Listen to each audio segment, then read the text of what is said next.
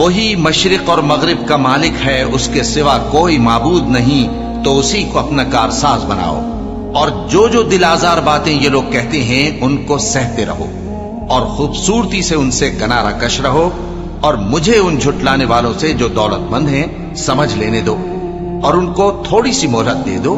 کچھ شک نہیں کہ ہمارے پاس بیڑیاں ہیں اور بڑی زبردست آگ ہے، اور گلے میں اٹکنے والا کھانا ہے، اور درد دینے والا عذاب ہے۔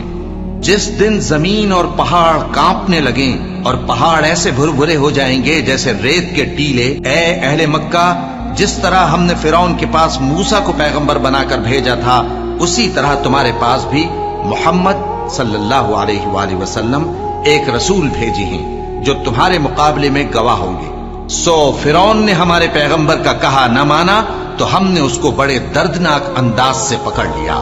اگر تم بھی ان پیغمبر کو نہ مانو گے تو اس دن سے کس طرح بچو گے جو بچوں کو بوڑھا کر دے گا، جس سے آسمان پھٹ جائے گا۔ یہ اس کا وعدہ پورا ہو کر رہے گا۔